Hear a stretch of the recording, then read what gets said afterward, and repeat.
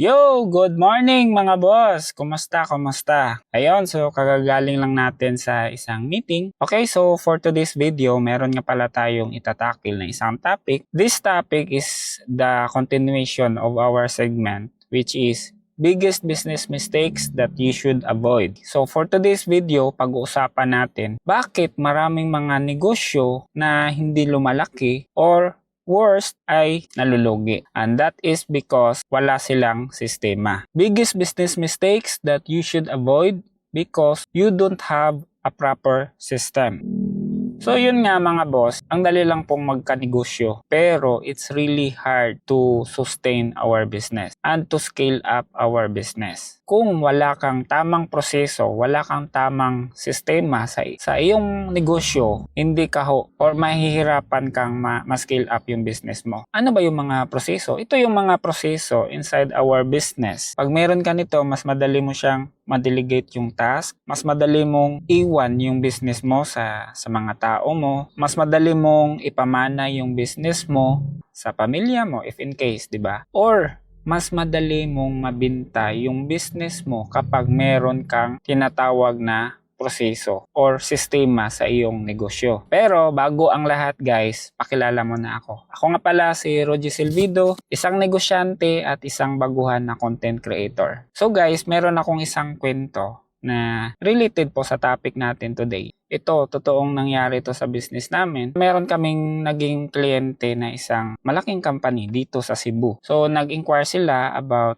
laptops kasi yan yung business namin ngayon. We supply IT products sa mga companies and governments and also sa mga end users. This company inquired to us about this unit, and then nung naging okay na yung transaction namin, so close deal na, after na naming ma-deliver, doon pa lang namin nalaman pala na this company nga pala ay isang PISA certified, so which means sila po ay VAT exempted po sila. Pero yung nagka-problema kami sa presyo kasi iba yung nabigay namin na presyo. So to cut the story short, instead na mas malaki sana yung naging profit namin doon, ang nangyari, parang merong profit pero sobrang liit na lang, siguro 1 to 2% na lang yung natira sa amin kasi yung binigay namin na presyo, nag-minus pa sila doon kasi nga VAT exempted sila. So yung moralization kasi doon, yung proseso kasi ng sales namin, hindi namin yun na natanong muna at first na dapat pala is tanungin namin kung ano bang klaseng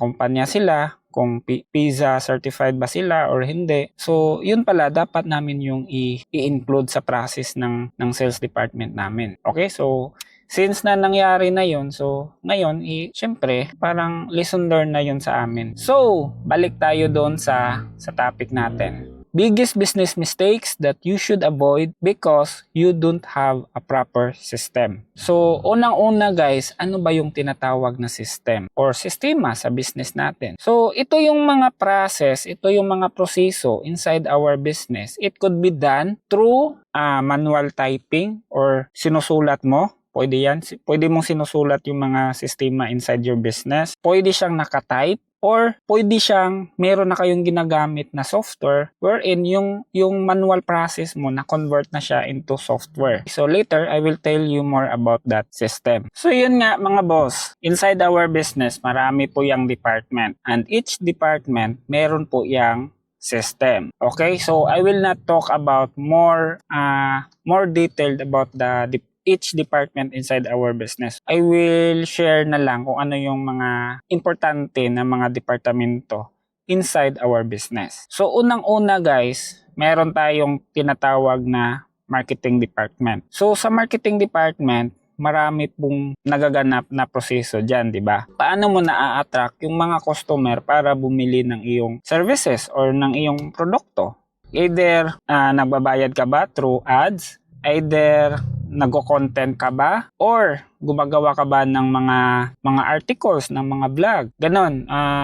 Marami kasing klase ng marketing. Pwedeng nagpapagawa ka ng mga signage. Ayun, pwede yan. So, in doing that, meron po yang proseso. So dapat alam natin yan na meron yung mga proseso. So pangalawang department na kailangan kong i-share is about sales. So sa sales department din, meron din yung proseso inside. Dapat yung business natin, meron talaga yung tinatawag na standard operating procedure. Para mas mabilis tayong lumaki, mas mabilis yung transaction inside our business, kailangan natin ng sistema. So sa sales naman, ano ba yung proseso nyo? Paano nyo nakuklose yung customer? Kung meron na kayong prospect na customer, ano ba yung ginagawa nyo? Nagpa-follow up ba kayo through emails, through calls? Pinupuntahan nyo ba sa office nila? Pag meron na kayong nabinta, ano yung ginagawa nyo? Ano yung proseso sa onboarding? Basta anything about sales, ano ba yung proseso nyo? So dapat guys, meron talaga tayong konkreto and simple process sa sales department.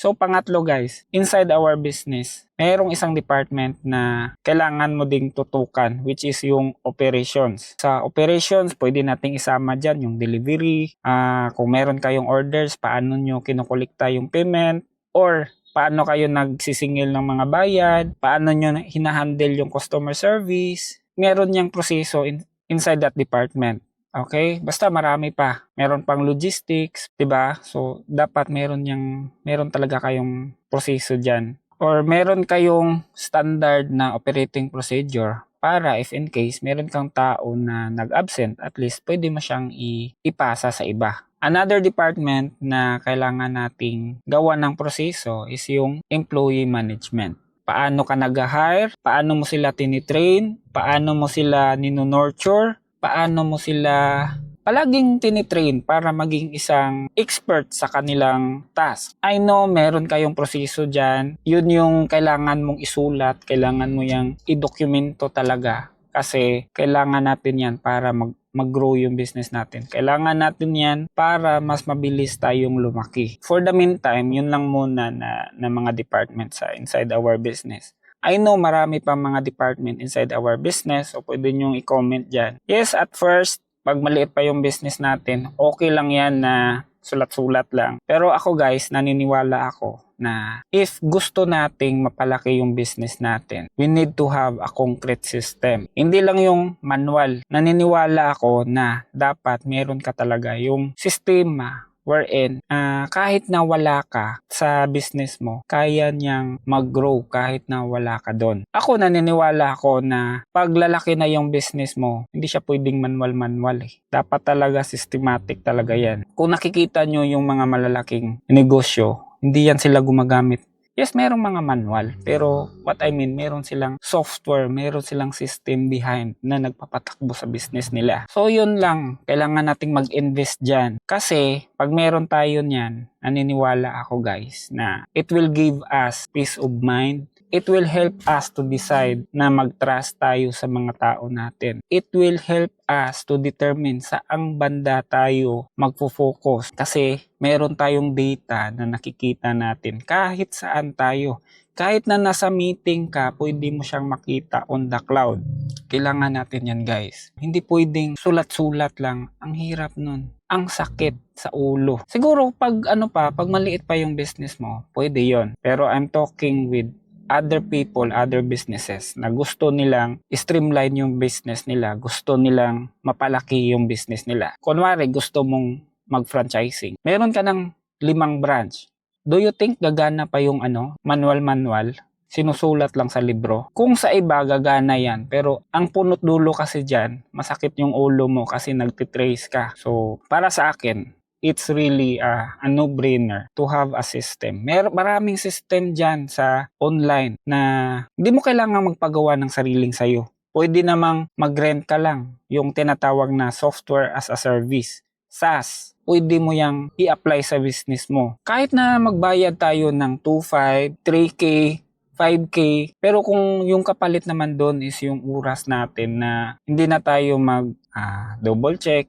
Alam mo yun, yung marami tayong oras na nasisave instead na nagtatrack pa tayo kung tama ba to yung ginagawa nila. Sa atin na lang, report na lang yung check natin, 'di ba? So yun, mas para sa akin, mas madali kang maka-upscale sa business mo pag ganun. Kasi hindi ubos yung oras mo doon sa mga bagay na pwede mo namang i-outsource. pwede mo namang gawan ng system. Mabilis yung time, mabilis yung progress ng business, mabilis yung mas efficient yung business mo pag ganun. So, yun lang po muna mga boss. And don't forget to subscribe, follow me on Facebook and on my YouTube channel. And saka meron din pala akong isang ginawang grupo, Work Smart Community. Pwede kayong pumasok doon, pwede tayong mag-usap doon, and then yun lang, kita-kits doon sa loob. And always remember guys, to always work smarter, not just harder. Takits mga boss, bye-bye!